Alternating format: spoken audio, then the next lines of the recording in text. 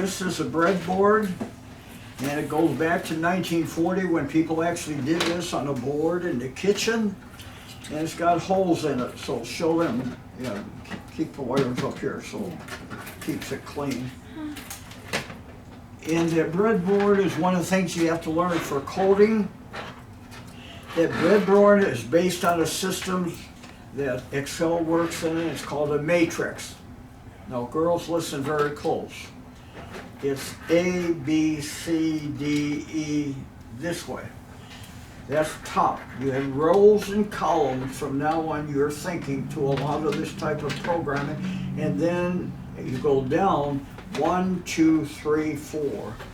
So those of you who are studying music, this is the first thing we're going to code, is some MIDI music. C4 is a universal tuning wavelength for all instruments in the Western music world. Okay? Therefore, C4 would be in your breadboard C4. You have power on both sides. One power is red, one power is black.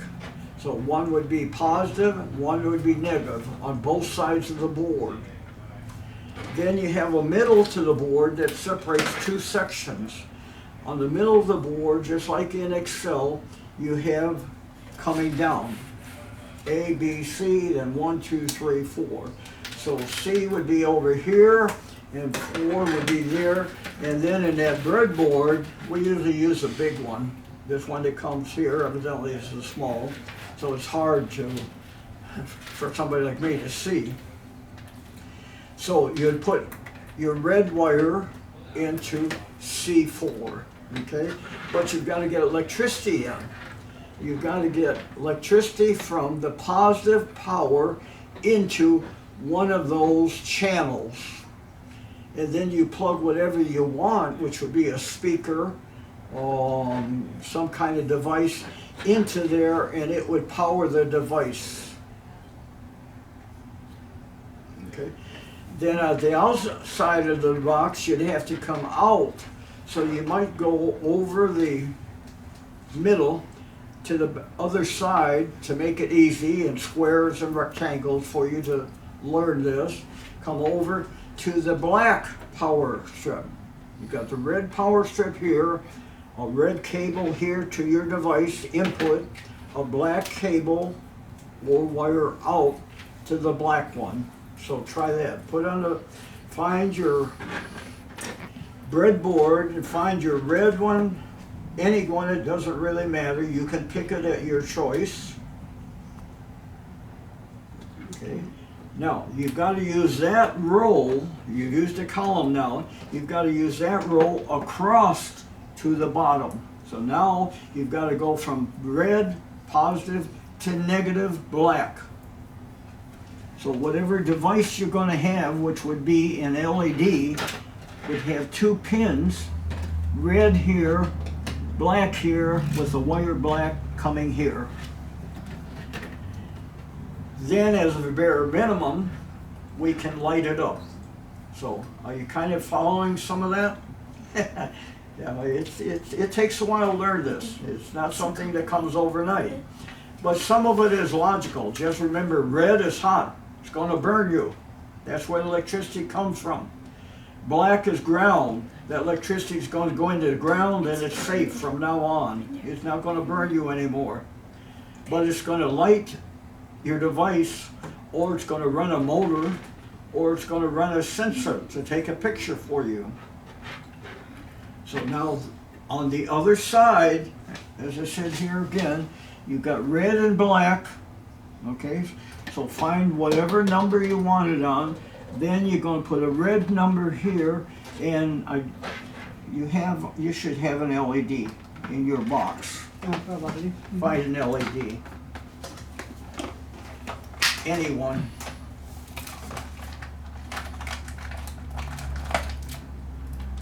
This one. Okay, give it to her. Now on your LEDs, these are double wire, positive, negative, and their polarity. So again, polarity comes in. It's good for, if you're in the North Pole or South Pole. Below the equator, Spanish-speaking countries. This one. Above the equator, English-speaking, Spanish, and French. So the long one and the short one. I think it's this one. Just give it to her. Show it.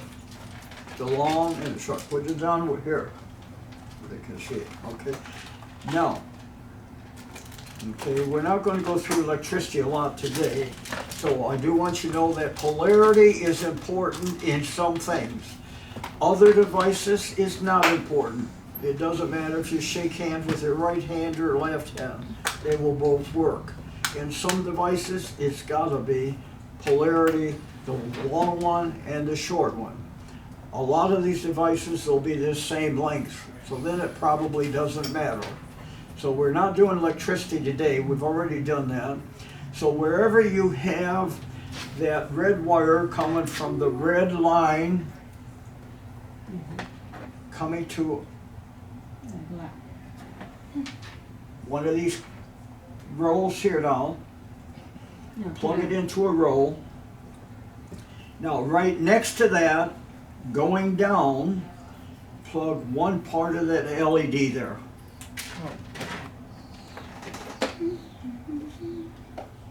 Okay, that's where it's going to get its electricity. It's going to get its electricity from here to here, and it's going to come in through the USB. Okay, but electricity always has to have a way out, a ground. So now you can skip over here, or you can take the black wire and put the other wire in.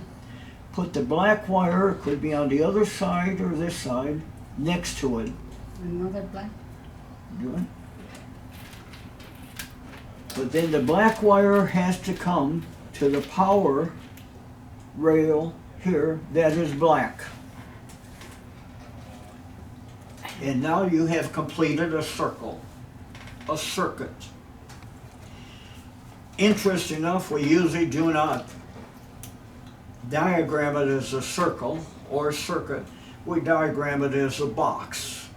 But a square becomes a circle very easily. We've gone over some of that before with the unit of circles.